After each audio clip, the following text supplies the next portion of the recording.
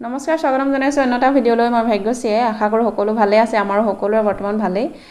আজিৰ ভিডিঅ'টো বহুতেই ইণ্টাৰেষ্টিং হ'বলৈ গৈ আছে কাৰণ এই ভিডিঅ'টোত মই 5টা ট্ৰিক্সৰ বিষয়ে ক'ম যিকেইটা ইউজ কৰি আপোনালোকে যিখিনি পঢ়ে সেইখিনি সোনকালে মানে মনত ৰাখিব পাৰিব ইয়াৰ উপৰিও বহুত দিনলৈকে মনত থাকিব মানে আপোনালোকে নাপাহৰে বুলি ক'ব পাৰি গতিকে আপোনালোকৰ প্ৰিপাৰেচন জাৰ্নিত এইকেইটাই সহায় কৰিব বুলি মই ভাবোঁ মোকো বহুতখিনিয়ে সহায় কৰিছিলে গতিকে ভিডিঅ'টো শেষলৈকে চাই থাকিব তেতিয়াহ'লে আৰম্ভ কৰোঁ হওক মই প্ৰথমতে বহুতকেইটা ভুল কৰিছিলোঁ যেতিয়া মানে পঢ়াৰ আৰম্ভণি কৰিছিলোঁ কিন্তু পঢ়ি পিছত মানে গম পালোঁ যে কেনেকৈ পঢ়িব লাগে আচলতে ৰাইট ৱে কোনটো হয় যিকোনো কথা মনত ৰাখিবৰ বাবে কাৰণ আমি যিকোনো কথা যেতিয়া পঢ়োঁ এবাৰ তেতিয়াহ'লে সেই টাইমত ঠিকে থাকে আৰু এদিন দুদিন মনত থাকে কিন্তু তাৰপিছত আমি সেইটো মানে ৰিকল কৰিব নোৱাৰোঁ মনত পেলাব নোৱাৰোঁ গতিকে পাহৰি থাকোঁ সেইখিনি নোহোৱা কৰিবৰ বাবে মই ব্যৱহাৰ কৰিছিলোঁ ফাৰ্ষ্ট টিপটো আছিলে যে আপোনালোকে যেতিয়া এটা টপিক পঢ়িব সেই টপিকটোত যদি কিছুমান দীঘলীয়া মানে ধৰক ফেক্টছবিলাক আপোনালোকে মনত ৰাখিবলগীয়া হয় তেতিয়াহ'লে সেইটো লিংক কৰি দিব আপোনাৰ কিবা ষ্টৰীৰ লগত বা কিছুমান বাক্যৰ লগত আপোনালোকে নিজে সজা মই এনেকৈ ক'লে আপোনালোকে বুজি নাপাব মই আপোনালোকক দেখুৱাই দিছোঁ মই কেনেকৈ কৰিছিলোঁ তেতিয়া আপোনালোকে বুজি পাব আৰু সকলোৱে জানে ব্ৰহ্মপুত্ৰৰ উপনৈ কিমানকেইখন আৰু গোটেইকেইখন জনাটো এইবাবে জৰুৰী কাৰণ মানে কোনকেইখন সুধি দিয়ে আপোনালোকক ক'ব নোৱাৰে কাৰণ সোঁফালৰ লাগে নে বাওঁফালৰ লাগে কোনখন সোঁফালে আছে কোনখন বাওঁফালে আছে ব্ৰহ্মপুত্ৰৰ সেইখিনিও আহি যায় MCQত কাৰণ আপোনালোকৰ 4টা অপশ্যন দি দিব যে তলৰ কোনখন নদী বা উপনৈ বাওঁফালৰ নহয় বা সোঁফালৰ নহয় তেনেকৈ দি দিব আপোনালোকৰ তেতিয়া কনফিউজন লাগি যাব সেইবাবে কনফিউজন দূৰ কৰিবৰ বাবে আপোনালোকে মই এখন আপোনালোকৰ ইয়াত শ্বেয়াৰ কৰি দিম আৰু মই মানে উত্তৰপাৰৰ উপনৈ বুলি মানে চাইছিলোঁ সেইটো আৰু সেইটোত মই এটা ষ্টৰী বনাই লৈছিলোঁ আৰু তাতে ষ্টৰীটো হৈছে বুঢ়ী আই বেকা হৈ জীয়া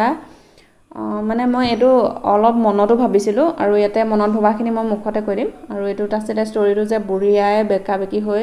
মানে চোতাল সাৰি আছিলে আৰু তেওঁৰ চোতাল সাৰি থকাৰ পিছত জীয়াৰ ৰঙা মাছৰ জোল খাবলৈ মন গ'ল আৰু ৰঙা মাছো আকৌ খাব তেওঁ পুঠি আৰু পাভহে আৰু সেইবাবে তেওঁ খাবলৈ মানে বজাৰলৈ গ'ল আৰু বজাৰলৈ লৈ গ'ল 9 টকা আৰু 5 টকা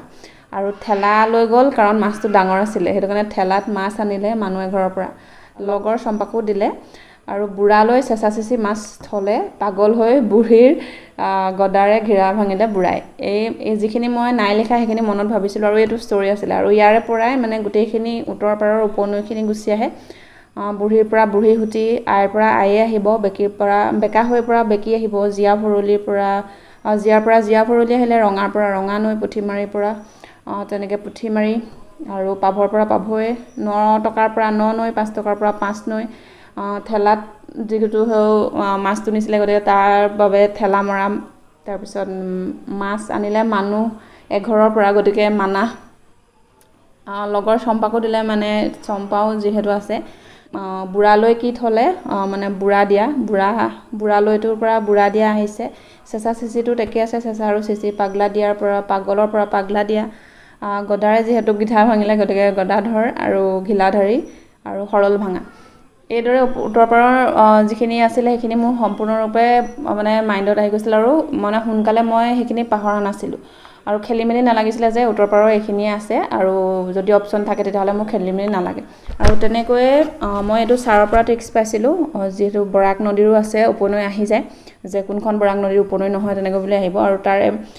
মধুৰিআম জাতিৰ চিন খাই জিৰণি ল'বা এই ট্ৰিক্সটো দিছিলে ছাৰে মোক আৰু মধুৰিআমৰ পৰা মধুৰা জাতিৰ পৰা জাতিংগা চিনৰ পৰা চিৰি খাই জিৰণিৰ পৰা জিৰি আৰু লবাইৰ পৰা লংগাই এইকেইখন আছিলে সোঁফালৰ আৰু বাওঁফালৰটো মই নিজে সাজিছিলোঁ আৰু সেইটো আছিলে বৰাকৰ ঢল দেখি চিঞৰিলে ঘাগৰা পিন্ধা ৰুক্মিণীয়ে কথাটো ক'লে শুনাইক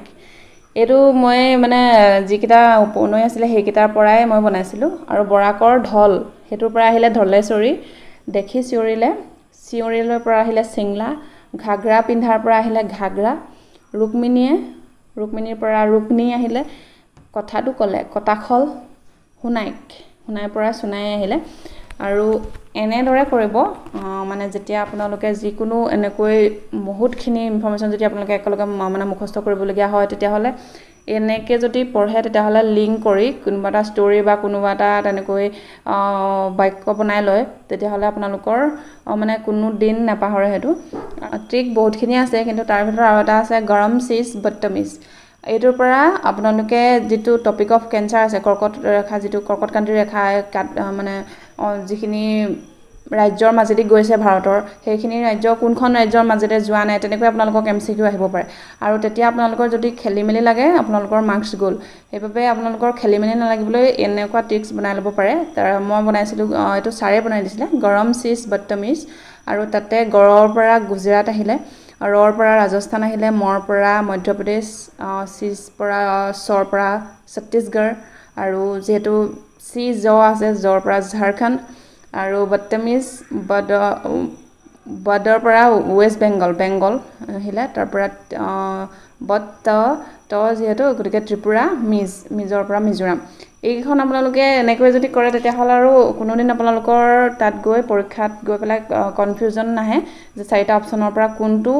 ষ্টেটৰ পৰা পাৰ হৈ যোৱা নাই তেনেকৈ আহিলে আৰু কোনোদিন কনফিউজন নালাগে আৰু আপোনালোকৰ মাৰ্কছ কাটা নাযায় এনেকৈ পঢ়িব যদি আপোনালোকৰ কেতিয়াবা সৰহীয়া ইনফৰমেশ্যন থাকে আৰু এদিন দুদিন পঢ়িলে আপোনাৰ মনত থাকিব কিন্তু তাৰপিছত পৰীক্ষাৰ হলত গৈ পেলাই কনফিউজন লাগিব যে এইটো হয় নে নহয় আছিলে নে নাছিলে তেনেকুৱা লাগিব আৰু এনেকুৱা টিপছ কৰি ল'ব আৰু পাৰিলে নিজে কৰিব নিজৰ মানে মাইণ্ডত বনাব মানে নিজৰ চেণ্টেঞ্চ লৈ বা কোনোবা এটা ষ্টৰি ল'লে তেনেকৈ বনাই ল'ব মই যেনেকৈ মানে নৈখনৰ ওপৰত মই তেনেকৈ ল'লোঁ তেনেকৈ আপোনালোকেও নিজে নিজে বনাই ল'ব নিজে বনালে বেছি মনত থাকে মানে আনে কৈ দিয়াতকৈ নেক্সট বস্তুটো হৈছে ষ্টিকি নোটছ আৰু ষ্টিকি নোটছ হৈছে এনেকুৱা এটা বাণ্ডলত কিনিবলৈ পায় 20 টকা বা 30 টকামান ল'ব আৰু এইটো বস্তু একেবাৰে জৰুৰী কাৰণ আপোনালোকৰ যেতিয়া ৱালত কিবা এটা বা আপোনালোকে চকুৰে দেখা জেগাত যেতিয়া এটা কিবা এটা বস্তু লিখি তাত লগাই থয় তেতিয়াহ'লে সেইটো মানে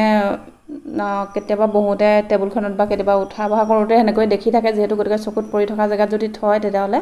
সেইটো মনত ৰখাত সহায় হয় আৰু মই ষ্টিকি নোটছ বহুতখিনি লগোৱা নাছিলোঁ যিখিনি একেবাৰে প্ৰয়োজনীয় ইম্পৰ্টেণ্ট সেইখিনিয়ে লগাইছিলোঁ অযথা এনেই জাহা তাহা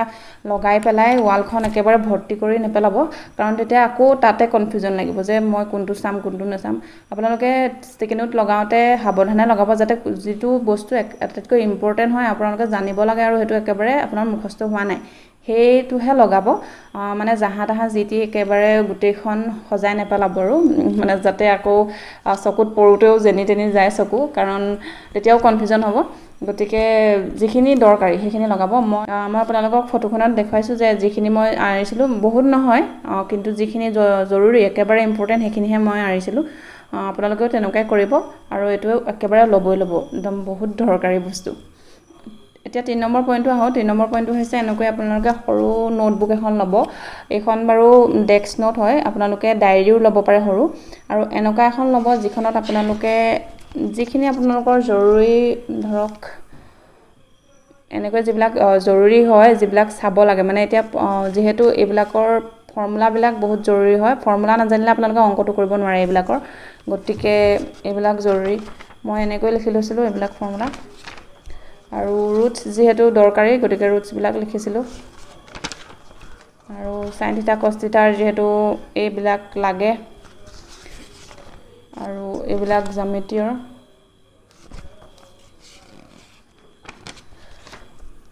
এইবিলাক প্ৰায়বিলাক ফৰ্মুলাই হয় এইবিলাক তেনেকৈ আঁচনি এইখন আপোনালোকে ডেস্কৰ ওপৰতে থ'ব আৰু এনেকুৱাবিলাক বনাই ল'ব আৰু একেবাৰে জৰুৰীবিলাক লিখি ল'ব লিখি লোৱাৰ পিছত আপোনালোকে যেতিয়া পঢ়িবলৈ বহিব তাৰ আগত এইখিনি চাব নহ'লে একেবাৰে পঢ়ি শেষ হ'ল তাৰপিছত এইখিনি চাইহে আপুনি মানে পঢ়াৰ পৰা উঠিব সেইটো একেবাৰে ৰুল বনাই ল'ব যাতে এখন পঢ়াৰ আগত নহ'লে পঢ়াৰ পাছত ৰিভিজন কৰিবলৈ এখন থৈ দিব তেনেকৈ যিখিনি ফৰ্মুলা আছে বা যিখিনি আপোনালোকৰ একেবাৰে ইম্পৰ্টেণ্ট হয় ধৰক এতিয়া আঁচনিৰ নামেই হওক বা যিকোনো এটা জিকে আপোনালোকে যে সেইটো একেবাৰে ইম্পৰ্টেণ্ট হয় বা ইংলিছৰ কিবা এটা আপোনালোকে গ্ৰামাৰৰ কিবা ৰুল এটা পালে সেই ৰুলটো লিখি থ'ব যিটো মানে মনত ৰাখিবলৈ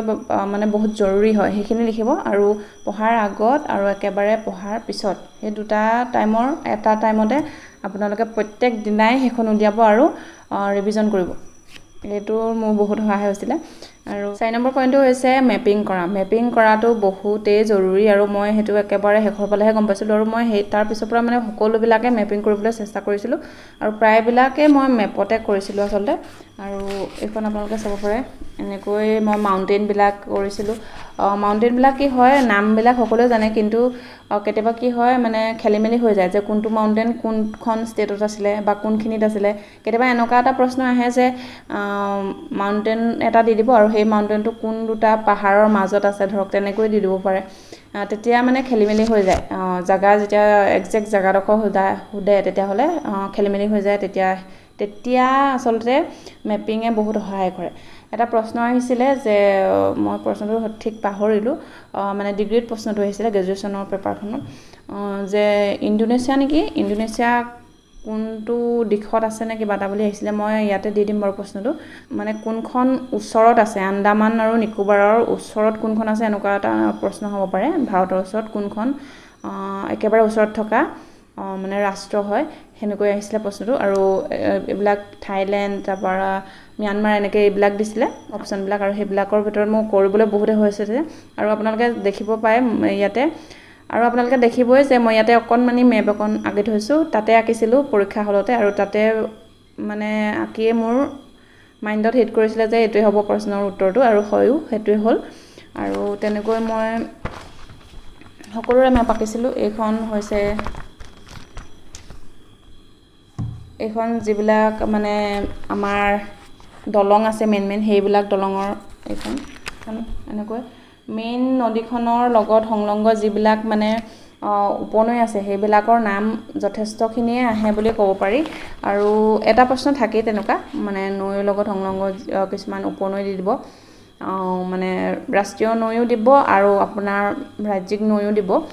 তেনেকৈ দুটামান প্ৰশ্ন আহে, আৰু সেইবিলাকৰ বাবে এনেকৈ নৈবিলাক আপোনালোকে একেবাৰে একুৰেটলি আঁকি ল'ব, তাৰপিছতহে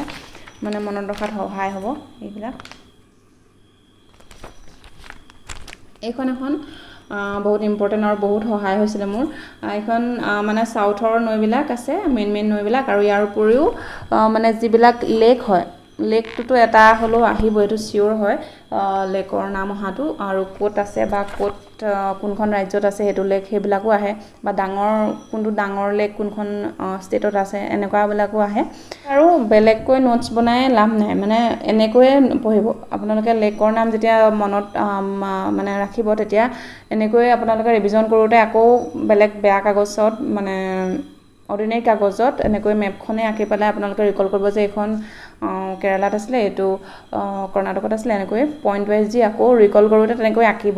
তেতিয়া আকৌ মানে এইবিলাকৰ বাবে আকৌ নোটছ বনাই থকাৰ প্ৰয়োজন নাই। এনেকৈ আপোনালোকৰ ৰিকল কৰিবলৈ সুবিধাও হ'ব, আৰু একজেক্ট গম পাব যে কোনটো লোকেশ্যনত আছে। কেতিয়াবা আকৌ পূবত থকা, উত্তৰত থকা তেনেকৈ দিশ দি দিব,